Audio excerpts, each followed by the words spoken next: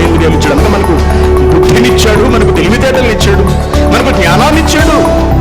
దానితో నువ్వు సాధించవచ్చు. ఏం సాధించవచ్చు? ఆస్ట్రాల్ ఐఏఎస్ కాదు, ఆస్ట్రాల్ ఐపీఎస్ కాదు, ఆస్ట్రాల్ ఐఎఫ్ఎస్ కాదు, ఏకంగా పరలోకాన్ని సాధించవచ్చు. దేనితో? దేనితో?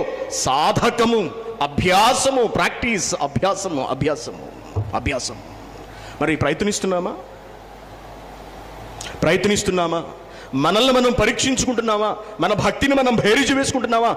లేకపోతే సెమినార్లకు వచ్చి వాక్యాలు వినేసి, సెమినార్లకు వెళ్ళిపోయి వాక్యాలు వినేసి, ఎక్కడ మీటింగ్లు పెడితే అక్కడికి వెళ్ళి కూర్చుని వాక్యాలు వినేసి, అన్నీ వినేస్తుంటారండి. అందరూ అంతా వినేస్తుంటారు. ఆయనది వింటాం, ఈయనది వింటాం, వాడిది వింటాం. మాకెవరు దూరం కాదండి, మాకెవరు శత్రువులు కాదండి, మేము అందరిది వినేసేస్తాం. వినేం చేస్తావు? వినేం చేస్తావు? ఏమి సాధించారు?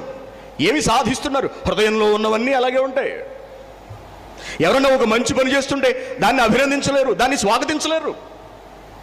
మేము చేయకుండా ఫలానా వాళ్ళు ఎవరు చేయటం ఏమిటి కౌంటర్ వేస్తారు. పని చేస్తున్న వాళ్ళని బాధ పెడతారు. వీళ్ళు చెయ్యరు, చేసేవాళ్ళని చేయనివ్వరు. మళ్ళీ వీళ్ళు జ్ఞానంలో పండితులు, నిష్ణాతులు. నిన్ను రాణిస్తాడా దేవుడు?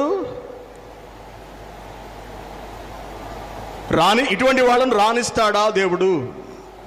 సంఘంలో మనతోటి వాడిని మనం సహించలేము. ఎవరన్నా మంచి చీర కట్టుకొస్తే ఆడవాళ్ళు కళలు నిప్పులు పోసేసుకుంటారు.